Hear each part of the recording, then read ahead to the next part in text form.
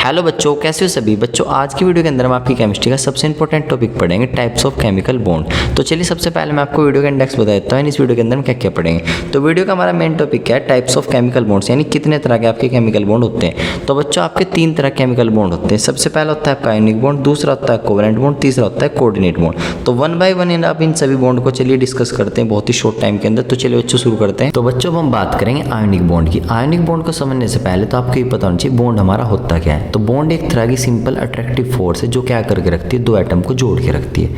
अब बात करें अगर हम आयनिक बॉन्ड की, तो आयनिक बॉन्ड को बच्चों में इलेक्ट्रोवैलेंट बॉन्ड ही बोलते हैं। इसके बाद अगर हम बात करें आयनिक बॉन्ड एग्जैक्टली आपका है क्या, तो आयनिक बॉन्ड बच्चों 2 एटम के बीच में बनता है कंप्लीट ट्रांसफर ऑफ इलेक्ट्रॉन की वजह से। कंप्लीट ट्रांसफर ऑफ इलेक्ट्रॉन का मतलब क्या है, यानी यहाँ पे एक एटम अपना इलेक्ट्रॉन दूसरे एटम को दे देता है। तो एक एटम यहाँ पे इलेक्ट्रॉन लूज करता है और दूसरा एटम यहाँ पे इलेक्ट्रॉन क्या करता है, गेन करता है। अब जो एटम इलेक्ट्रॉन लूज करता है इसके ऊपर आता है पॉजिटिव चार्ज, और जो एटम इलेक्ट्रॉन गेन करता है उसके ऊपर आता है नेगेटिव चार्ज। और आप सब जानते हो पॉजिटिव नेगेटिव में आपस में क्या होता है, अट्रैक्शन होता है। फिर दोनों एटम एक दूसरे को अपनी तरफ अट्रैक्ट कर लेते हैं और इससे किसका फॉर्मेशन हो जाता है, आयनिक बॉन्ड का फॉर्मेशन हो जाता है। आप बिल्कुल टेंशन मत लो, मैं आपको एग्जांपल से आगे करके दिखाऊंगा। इसके बाद यहाँ पे आप पढ़ भी सकते हो, देखो ionic bond is a chemical bond, यानी आयनिक बॉन्ड आपका एक केमिकल बॉन्ड है। फॉर्म्ड व्हेन, यानी ये जब बनता है जब एक एटम एक या एक से ज़्यादा इलेक्ट्रॉन दे देता है किसी दूसरे एटम को। सिंपल सी बात है, ठीक। अब इसके बाद यहाँ पे आपको मैंने छोटा सा समझाया, देखो तो यहाँ पे क्या होगा, हमारे पास 2 एटम होंगे, मान लो एक ए एक बी। एक के पास क्या होगा, एक्स्ट्रा इलेक्ट्रॉन होगा, जैसे देखो एक के पास एक्स्ट्रा इलेक्ट्रॉन दिखा रखा है हमने, और एक के पास क्या होगी, इलेक्ट्रॉन की कमी होगी। अब आपको याद रखना है जिसके पास एक्स्ट्रा इलेक्ट्रॉन होगा, यानी जो इलेक्ट्रॉन लूज करेगा, भाई जिसके पास एक्स्ट्रा इलेक्ट्रॉन होगा वो इलेक्ट्रॉन क्या करेगा, लूज करेगा, और जिसके पास इलेक्ट्रॉन की कमी होगी वो क्या करेगा, इलेक्ट्रॉन गेन करेगा। अब जो इलेक्ट्रॉन लूज करेगा वो होगा आपका मेटल, यानी जिसके पास एक्स्ट्रा इलेक्ट्रॉन होगा, और जो इलेक्ट्रॉन लेगा वो आपका कौन होगा, नॉन मेटल होगा। मेटल के एग्जाम्पल आप देख सकते हो कौन कौन है यहाँ पे, सोडियम, पोटेशियम, कैल्शियम, मैग्नीशियम, ज़्यादातर आपको ये देखने को मिलेंगे आयनिक बॉन्ड के अंदर। और नॉन मेटल में आपको इनमें से देखने को मिलेंगे भाई fluorine, chlorine, bromine, iodine, oxygen, nitrogen. चलिए बच्चों एग्जाम्पल से परफेक्टली समझ लेते हैं आयनिक बॉन्ड का फॉर्मेशन कैसे होता है। तो इसके लिए हमने सबसे बेस्ट एग्जाम्पल है हमारे पास NaCl। ये सारे आयनिक बॉन्ड के एग्जाम्पल है, तो आज की वीडियो के अंदर हम NaCl से समझेंगे। देखो NaCl सबसे कॉमन एग्जाम्पल जो सबसे ज़्यादा देखने को मिलता है। तो NaCl में आपका क्या होता है, एक तो होता है आपका Na और दूसरा होता है आपका क्लोरीन। भाई जो सोडियम का एटॉमिक नंबर होता है 11, क्लोरीन का होता है 17। अब आप क्या करो, इनकी दोनों की इलेक्ट्रॉनिक कॉन्फ़िगरेशन कर लो। तो सोडियम की होती है 2 8 1 और क्लोरीन की होती है 2 8 7। अब अगर आप यहाँ पे ध्यान से देखोगे, सोडियम की बाहर वाली सेल में कितने इलेक्ट्रॉन है, 1 इलेक्ट्रॉन है। भाई सोडियम की बाहर वाली सेल में 1 इलेक्ट्रॉन है और क्लोरीन की बाहर वाली सेल में 7 इलेक्ट्रॉन है। बाहर वाली सेल को हम क्या बोलते हैं, वैलेंस शेल बोलते हैं। और आप सबको पता है ऑक्टेट रूल के अकॉर्डिंग बाहर वाली सेल में कितने इलेक्ट्रॉन होने चाहिए, 8 इलेक्ट्रॉन होने चाहिए स्टेबिलिटी के लिए। तो देखो इसकी बाहर वाली सेल में 1 इलेक्ट्रॉन है, इसकी में 7 है, तो ये दोनों अनस्टेबल है, दोनों का ऑक्टेट इनकम्प्लीट है। लेकिन अगर आप यहाँ पे क्या हो जाए, अगर अपना ये जो सोडियम है, अगर ये जो सोडियम ये वाला इलेक्ट्रॉन है जो सोडियम का, किसे दे दे, क्लोरीन को दे दे, तो देखो उससे क्या होगा, तो ये वाला इलेक्ट्रॉन अगर इधर ट्रांसफर हो जाए, सोडियम इसे दे दे, तो इसके बाद की पिक्चर आपको कुछ कैसी नज़र आएगी, आपको कुछ ऐसी नज़र आएगी, Na और दूसरा आपका क्लोरीन। तो Na बच जाएगा 2 8 और क्लोरीन पे हो जाएगा 2 8 8। अब देखो सोडियम ने अपना इलेक्ट्रॉन लूज़ किया है, भाई सोडियम ने लूज़ किया तो सोडियम के ऊपर आएगा पॉजिटिव चार्ज, और क्लोरीन ने गेन किया तो इसके ऊपर आएगा नेगेटिव चार्ज। और यहाँ से आप देख सकते हो भाई सोडियम की बाहर वाली सेल में हो गए 8 इलेक्ट्रॉन और क्लोरीन की बाहर वाली सेल में हो गए 8 इलेक्ट्रॉन, यानी दोनों का ऑक्टेट पूरा हो गया। और ऑक्टेट पूरा होने से क्या हो गया, दोनों स्टेबल हो गए। अब इसके बाद यहाँ पे आप एक चीज़ देखो, सोडियम के ऊपर पॉजिटिव चार्ज है और क्लोरीन के ऊपर नेगेटिव चार्ज है। अब आपको एक चीज़ समझनी, एक आपकी फोर्स होती है इलेक्ट्रोस्टैटिक फोर्स। इलेक्ट्रोस्टैटिक फोर्स हमारी क्या होती है, 2 चार्जेस के बीच में लगती है। जब चार्ज आपके अपोजिट होते हैं, जैसे देखो पॉजिटिव नेगेटिव या नेगेटिव पॉजिटिव, तब ये फोर्स अट्रैक्टिव होती है। और जब चार्जेस सेम होते हैं, जैसे पॉजिटिव पॉजिटिव या नेगेटिव नेगेटिव, वे एक दूसरे को क्या करते हैं, रिपेल करते हैं। तो यहाँ पे देखो एक के ऊपर है पॉजिटिव चार्ज, एक के ऊपर है नेगेटिव चार्ज, तो ये दोनों एक दूसरे क्या करेंगे, अट्रैक्ट करेंगे। तो इससे देखो आपका क्या होगा, Na अब आपका क्या करेगा, Cl को अपनी तरफ अट्रैक्ट कर लेगा और दोनों एक दूसरे के करीब आ जाएंगे और दोनों एक दूसरे का चार्ज क्या कर देंगे, न्यूट्रल कर देंगे जब एक दूसरे के पास आ जाएंगे। और देखो इस तरीके से आपका क्या बन गया, NaCl बन गया, यानी ऐसे आपका फॉर्मेशन हो गया NaCl का। तो यहाँ पे कौन सी फोर्स इन दोनों को स्टेबल कर रही है, वो इलेक्ट्रोस्टैटिक फोर्स ऑफ अट्रैक्शन। तो इतना आसान आपका आयनिक बॉन्ड ऐसे बनता है। अब आपको एक बात याद रखनी, जो आपकी इलेक्ट्रोस्टैटिक फोर्स है, ये इलेक्ट्रोस्टैटिक फोर्स बहुत ज़्यादा स्ट्रॉन्ग होती है, इसी कारण से जो आपका आयनिक बॉन्ड होता है बहुत ज़्यादा क्या होता है, स्ट्रॉन्ग होता है। आपको ये बात याद रखनी है। अब हम नेक्स्ट बात करें, अगर हम आयनिक बॉन्ड का आयनिक बॉन्ड हम क्यों बोलते हैं, आयनिक बॉन्ड का आयनिक बॉन्ड इसलिए बोलते हैं क्योंकि यहाँ पे आयंस का फॉर्मेशन हुआ है। आयंस का फॉर्मेशन का मतलब क्या है भाई, आयंस हमारे होते क्या है, चार्ज एटम को हम आयंस बोलते हैं। देखो सोडियम के ऊपर पॉजिटिव चार्ज आ गया, क्लोरीन के ऊपर नेगेटिव चार्ज है, यही तो हमारे आयंस हैं भाई। पॉजिटिव चार्ज वाले आयन को हम क्या बोलते हैं, कटायन बोलते हैं, और नेगेटिव चार्ज वाले आयन को हम क्या बोलते हैं, अनायन बोलते हैं। तो यहाँ पे क्या है, आपका आयन का फॉर्मेशन हुआ है, इसलिए इस बॉन्ड को हम क्या बोलते हैं, आयनिक बॉन्ड बोलते हैं। नेक्स्ट अगर हम बात करें, इसको हम इलेक्ट्रोवैलेंट बॉन्ड क्यों बोलते हैं, क्योंकि यहाँ पे इलेक्ट्रॉन का लेन देन हुआ है, यानी ट्रांसफर हुआ है, इलेक्ट्रॉन नहीं, इलेक्ट्रॉन के लेन देन को दिखाता है इलेक्ट्रोवैलेंट वर्ड। लास्ट बच्चों हम बात करेंगे आयनिक कंपाउंड्स की कुछ फिजिकल प्रॉपर्टीज के बारे में। तो इनकी कुछ यूनिक प्रॉपर्टी क्या है, सबसे पहली प्रॉपर्टी इनकी है, ये क्रिस्टलाइन फॉर्म में मिलते हैं, यानी क्रिस्टल की फॉर्म में मिलते हैं। जैसे आप देखो नमक, देखो नमक आपका दानेदार क्रिस्टल सी फॉर्म में होता है, तो आपकी क्रिस्टलाइन सॉलिड होते हैं, यानी दानेदार सॉलिड की फॉर्म में आपके मिलते हैं। दूसरी इनकी प्रॉपर्टी क्या है, इनका मेल्टिंग और बॉइलिंग पॉइंट बहुत ज़्यादा हाई होता है। इसका रीजन क्या है, मैंने आपको बताया था, क्योंकि आयनिक बॉन्ड बहुत ज़्यादा मजबूत होते हैं, उनके अंदर इलेक्ट्रोस्टैटिक फोर्स होती है। आपको याद रखना है आयनिक बॉन्ड आपका कोवेलेंट बॉन्ड से ज़्यादा स्ट्रॉन्ग होता है। कोवेलेंट बॉन्ड में आपको अगली वीडियो के अंदर पढ़ाऊंगा। इसके बाद अगली बात करें अगर हम नेक्स्ट प्रॉपर्टी की, तो ये आपके हार्ड और ब्रिटल होते हैं, यानी आपके हार्ड होंगे, छोटे छोटे टुकड़ों में टूट सकते हैं, और यहाँ पे क्या कर सकते हैं, इलेक्ट्रिसिटी कंडक्ट कर सकते हैं, लेकिन कब, सिर्फ जब आप इन्हें पानी के अंदर घोल दो। वैसे इलेक्ट्रिसिटी कंडक्ट नहीं करते, जब आप इन्हें पानी में घोल देते हो ना, तभी आपके क्या करते हैं, इलेक्ट्रिसिटी कंडक्ट कर सकते हैं। लास्ट अगर हम बात करें, जब ये सॉलिड फॉर्म में होते हैं तो आपके किसकी तरह एक्ट करते हैं, इंसुलेटर की तरफ एक्ट करते हैं। यानी आप सिंपल नमक ले लो, उसके अंदर करंट पास नहीं होगा, यानी जब आप इन्हें सॉलिड फॉर्म में लोगे तब तो इंसुलेटर रहेंगे, लेकिन जब आप इन्हें पानी में घोल दो तभी आपका कंडक्टर की तरह एक्ट करते हैं। और लास्ट आपको याद रखना है आयनिक कंपाउंड्स आपके पानी के अंदर घुल जाते हैं। तो चलिए बच्चों, सबसे पहले हम समझ लेते हैं एग्जैक्टली कोवेलेंट बॉन्ड हमारा होता क्या है। तो पहले मैं आपको बिल्कुल सिंपल लैंग्वेज में समझा देता हूँ। तो कोवेलेंट बॉन्ड दो एटम के बीच में जब बनता है, जब दोनों एटम एक दूसरे के साथ क्या करते हैं, इलेक्ट्रॉन शेयर करते हैं, यानी इलेक्ट्रॉन की शेयरिंग की वजह से जो बॉन्ड बनता है इसी को हम क्या बोलते हैं, कोवेलेंट बॉन्ड बोलते हैं। और आपको एक बात याद रखनी है, यहाँ पे इलेक्ट्रॉन की बराबर शेयरिंग होती है। इस बराबर शेयरिंग का मतलब क्या है, मान लो दो एटम है, एक ए एक बी, अगर ए बी के साथ एक इलेक्ट्रॉन शेयर कर रहा है तो बी भी एक ही शेयर करेगा। अगर एक दो इलेक्ट्रॉन शेयर कर रहा है तो बी भी दो शेयर करेगा। अगर ए तीन इलेक्ट्रॉन शेयर कर रहा है तो बी भी तीन इलेक्ट्रॉन शेयर करेगा, यानी यहाँ पे इलेक्ट्रॉन की बराबर शेयरिंग होगी। आप देखो, आप इसे यहाँ पे डेफिनेशन से पढ़ सकते हो, तो देखो डेफिनेशन से और ज्यादा क्लियर हो जाएगा। तो covalent bond is a chemical bond, यानी आपका केमिकल बॉन्ड है फॉर्म्ड, ये आपका कब बनता है, दो एटम के बीच में, ये जब बनता है due to the mutual sharing of electrons. अभी म्यूचुअल शेयरिंग का मतलब क्या, म्यूचुअल शेयरिंग का मतलब यानी बराबर की शेयरिंग करेंगे इलेक्ट्रॉन की। बराबर का मतलब अगर वो एक करेगा शेयर तो वो भी एक करेगा, वो दो करेगा वो भी दो करेगा, वो तीन करेगा तो दूसरा भी तीन ही करेगा। यानी यहाँ पे आपको ध्यान रखना है, यहाँ पे इलेक्ट्रॉन की म्यूचुअल शेयरिंग होती है विद ईच अदर। मैं आपको इस एग्जांपल से थोड़ा क्लियर कर देता हूँ। तो देखो, अब सपोज करो, मान लो हमारे पास एक एटम ए है, ठीक। अब इसके पास हमने क्या करा, आपको पता है इलेक्ट्रॉन को हम ऐसे दिखाते हैं डॉट या क्रॉस से। मान लो ये एक इलेक्ट्रॉन शेयर कर रहा है, मान लो ए, तो बी भी इधर से एक इलेक्ट्रॉन शेयर करेगा। अब देखो जब शेयर करेंगे, शेयर कैसे होगा भाई, ये जो इलेक्ट्रॉन है देखो, ये वाला इसका इलेक्ट्रॉन हो गया, ये वाला बी का इलेक्ट्रॉन हो गया। अब ये दोनों अपना अपना इलेक्ट्रॉन शेयर करेंगे दूसरे के साथ, ये हमने ऐसे शेयर करवा दिया। अब ये देखो ये शेयर्ड पेयर हो गया। शेयर्ड पेयर का मतलब क्या है, ये उन्होंने शेयर कर रखा है ये पेयर इलेक्ट्रॉन का। अभी जो शेयर्ड पेयर है, अब आपको एक बात याद रखनी, जो चीज़ शेयरिंग में आ जाती है उसे दोनों अपना मान के चलते हैं। अब इस ए बी ने दोनों को अपना मान के चलेगा और बी भी इन दोनों को अपना मान के चलेगा। तो इस तरीके से देखो यहाँ पे आपका बॉन्ड ऐसे बन गया। देखो यहाँ पे आपके दोनों ने एक एक इलेक्ट्रॉन शेयर करा है, तो इस वजह से आपका सिंगल बॉन्ड बना। अब ऐसे अगर मान लो ए ले लें और दूसरी तरफ हम बी ले लें, अगर ए दो इलेक्ट्रॉन शेयर कर रहा है तो बी भी दो शेयर करेगा। अब ऐसे एक दो ऐसे डबल बॉन्ड बन जाएगा। ऐसे अगर आप बात समझो, देखो मैं आपको आगे और एग्जांपल से समझाऊंगा और क्लियर। ए और बी, मान लो ए आपका तीन इलेक्ट्रॉन शेयर कर रहा है तो बी भी तीन ही शेयर करेगा, एक दो तीन, इस तरीके से। और आपको बात याद रखनी है, जो चीज़ शेयरिंग में आ जाएगी उसे दोनों अपना मान के चलेंगे। देखो भाई, जैसे यहाँ पे ए है, एक दो, ये दो तो अपने इलेक्ट्रॉन है इसके, अब इन्हें भी अपने मान के चलेगा। ऐसे बी के ये तो अपने है, इन्हें भी अपने मान के चलेगा। इस तरीके से ये जो होती है शेयरिंग आपकी। एग्जाम्पल से कोवेलेंट बॉन्ड के कॉन्सेप्ट को बिल्कुल क्लियर करते हैं। तो देखो बच्चों, हमारे पास कुछ एग्जांपल है जहां पे आपको कोवेलेंट बॉन्ड देखने को मिलेगा। तो इसमें हम सबसे कॉमन एग्जांपल उठाएंगे HCl, इससे मैं आपको क्लियर करता हूं। तो देखो HCl में आपका कोवेलेंट बॉन्ड कैसे बनता है। सबसे पहले यहाँ पे अपना क्या करो, हाइड्रोजन लिख लो, और इधर हमने क्या कर लिया, क्लोरीन लिख लिया। इसके बाद आपको क्या करना है, दोनों एटम के वैलेंस इलेक्ट्रॉन फाइंड आउट कर लेने। भाई हाइड्रोजन के पास तो एक इलेक्ट्रॉन होता है, तो इसके पास तो वैलेंस इलेक्ट्रॉन भी एक ही होता है। वैलेंस इलेक्ट्रॉन कौन से होते हैं, बाहर वाली सेल के इलेक्ट्रॉन। तो हाइड्रोजन के पास एक वैलेंस इलेक्ट्रॉन है, तो आपको क्या करना है, यहाँ पे क्रॉस या डॉट की फॉर्म में हाइड्रोजन के पास इलेक्ट्रॉन दिखा देना है, एक इलेक्ट्रॉन दिखा दिया हमने। ऐसे क्लोरीन की बाहर वाली सेल में होते हैं 7 इलेक्ट्रॉन, यानी क्लोरीन के पास 7 वैलेंस इलेक्ट्रॉन होते हैं। तो इन्हें भी यहाँ पे 7 इलेक्ट्रॉन को बुला लो क्रॉस या डॉट की फॉर्म में। तो 1 2 3 4 5 6 7 ऐसे आप बना लोगे। अब देखो हाइड्रोजन के पास भाई एक इलेक्ट्रॉन है सिर्फ, और हाइड्रोजन अपना पूरा करता है ड्यूप्लेट। ड्यूप्लेट मतलब अपनी बाहर वाली सेल में 2 इलेक्ट्रॉन पूरे करता है स्टेबल होने के लिए। तो अभी देखो इसके पास एक इलेक्ट्रॉन तो है, तो इसके पास एक की कमी है, तो एक एक किससे शेयर करेगा, क्लोरीन से।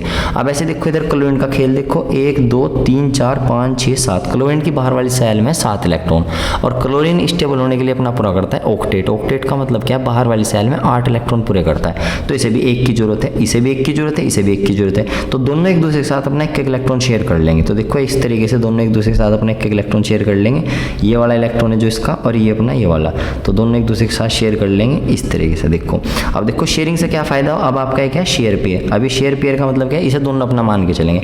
अब देखो हाइड्रोजन के पास भाई ये वाला इलेक्ट्रॉन तो हाइड्रोजन का अपना ही, अब इसे भी अपना मान के चलेगा। तो हाइड्रोजन के पास 1 2 इलेक्ट्रॉन हो गए, हाइड्रोजन भी स्टेबल हो गया। अब दूसरी तरफ देखो क्लोरीन के पास क्या है, 1 2 3 4 5 6 7, ये तो अपने हैं, और इसे भी अपना मान के चलेगा 8। तो देखो क्लोरीन भी स्टेबल हो गया, और दोनों ने यहाँ पे एक एक इलेक्ट्रॉन की शेयरिंग करी है। तो दोनों के बीच में यहाँ पे क्या बनेगा, सिंगल बॉन्ड। इस तरीके से आपका कोवेलेंट बॉन्ड का फॉर्मेशन होता है। बच्चों अब हम एग्जाम्पल की हेल्प से सिंगल डबल और ट्रिपल कोवेलेंट बॉन्ड का फॉर्मेशन समझेंगे। तो सबसे पहले सिंगल बॉन्ड की अगर हम बात करें तो H2 के अंदर में सिंगल बॉन्ड मिलता है। तो देखो कैसे बनता है भाई, H2 मॉलिक्यूल जो आपका यहाँ पे आपके 2 हाइड्रोजन आते हैं। अभी आपको कौन बताता, हाइड्रोजन की बाहर वाली सेल में एक इलेक्ट्रॉन होता है, तो एक ही इसके पास होगा, और ये भाई हाइड्रोजन है, एक ही इसके पास होगा। और आपको पता है हाइड्रोजन को भाई स्टेबल होने के लिए एक इलेक्ट्रॉन की जरूरत होती है। तो देखो एक तो इस हाइड्रोजन के पास अपना है, एक ऐसे ही इसका शेयर कर लेगा, ऐसे ही ये वाला हाइड्रोजन का एक तो इसके पास है, एक ही इसका शेयर कर लेगा। तो दोनों अपना एक एक इलेक्ट्रॉन एक दूसरे के साथ क्या कर लेंगे, शेयर कर लेंगे। और जब एक एक इलेक्ट्रॉन की शेयरिंग करते हैं तो तब बनता है आपका सिंगल बॉन्ड। ऐसे भाव ऑक्सीजन में भाई, ऑक्सीजन का अगर आप ध्यान से देखो, ऑक्सीजन यहाँ पे दोनों ऑक्सीजन लिख लो O। ऑक्सीजन की बाहर वाली सेल में होते हैं 6 इलेक्ट्रॉन।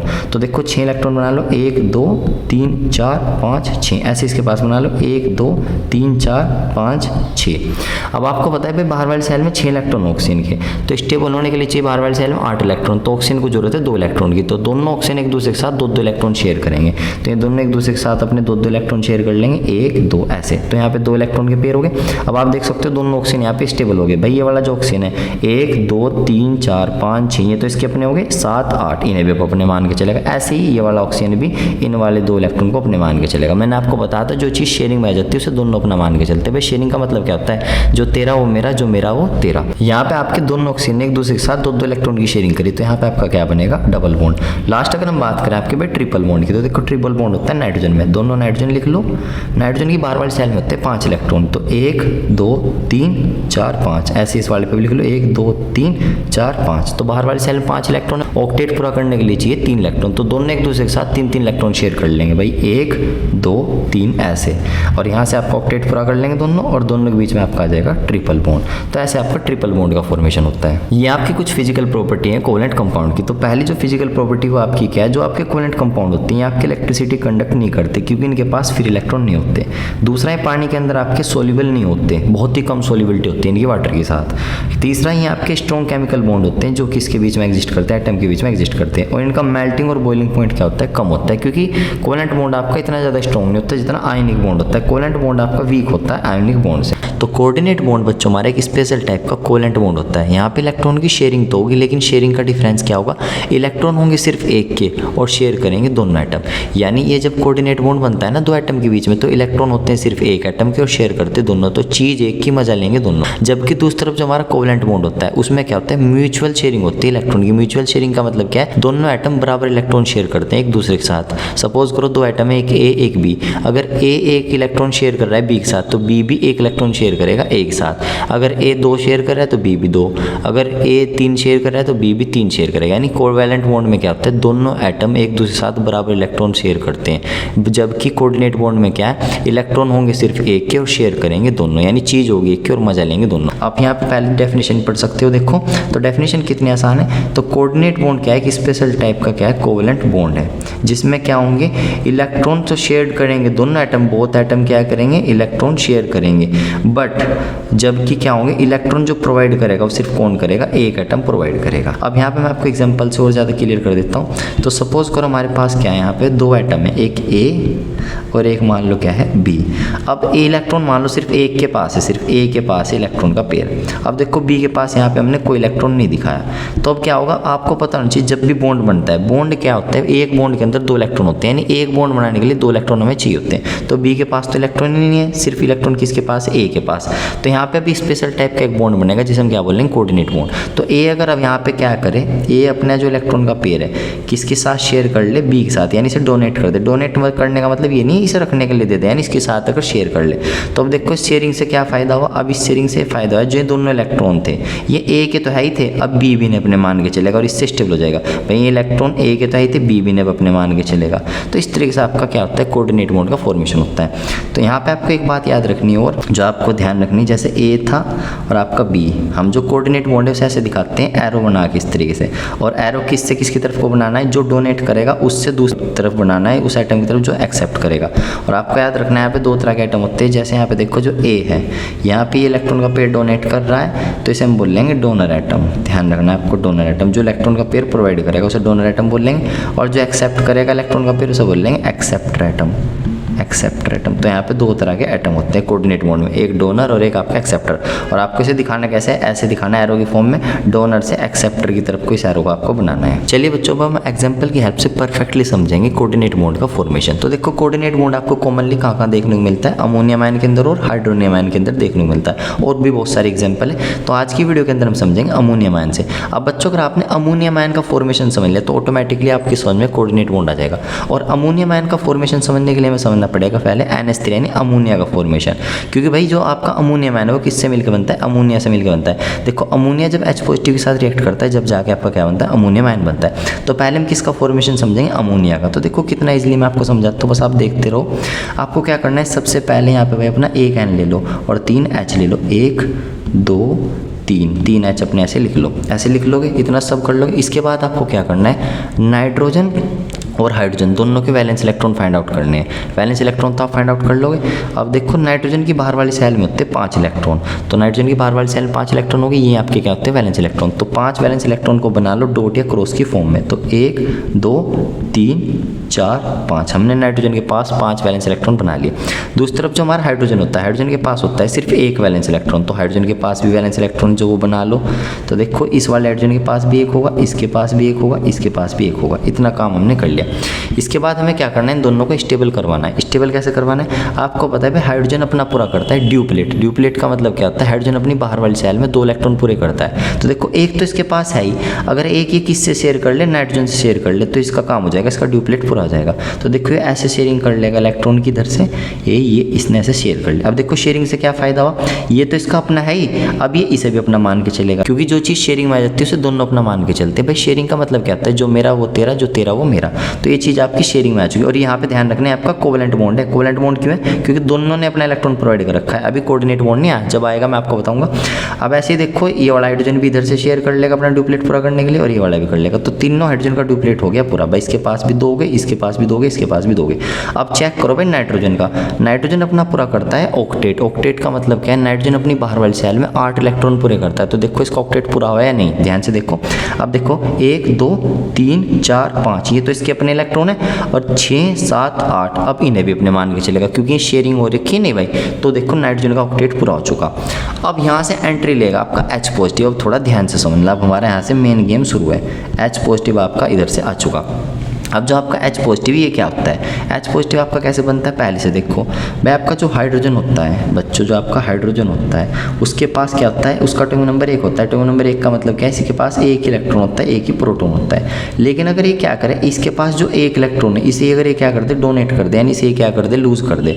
तो देखो इसके पास क्या बचेगा, बस सिर्फ इसके पास 1 प्रोटॉन बचेगा, और इलेक्ट्रॉन कितने हो जाएंगे, 0। इलेक्ट्रॉन 0 हो गए, और इसके ऊपर क्या आ जाएगा, पॉजिटिव चार्ज आएगा। तो H पॉजिटिव का मतलब क्या है, इसके पास 1 भी इलेक्ट्रॉन नहीं है। अगर अब इसे स्टेबल यानी ड्यूप्लेट पूरा करना है तो इसे 2 इलेक्ट्रॉन चाहिए। H को तो सिर्फ 1 इलेक्ट्रॉन चाहिए था, क्योंकि एक तो पास इसके ऑलरेडी था, लेकिन इसके पास तो 0 इलेक्ट्रॉन H पॉजिटिव, तो इसे 2 इलेक्ट्रॉन चाहिए स्टेबल होने के लिए। तो अब ये क्या करेगा इधर से, अब ये एक स्पेशल टाइप का बॉन्ड बनाएगा, कौन सा, कोऑर्डिनेट बॉन्ड। यहाँ पे अभी भी देखो आप नाइट्रोजन के पास 1 इलेक्ट्रॉन का पेयर बचा हुआ है। अब नाइट्रोजन अगर क्या करे, जो इसका इलेक्ट्रॉन का पेयर है वाला, इसे किसे डोनेट कर दे, यानी किसके साथ शेयर कर ले, H पॉजिटिव के साथ ऐसे। तो देखो हाइड्रोजन H पॉजिटिव भी ने अपने मान के चलेगा। तो देखो इसका भी ड्यूप्लेट पूरा हो गया, और नाइट्रोजन के तो अपने है।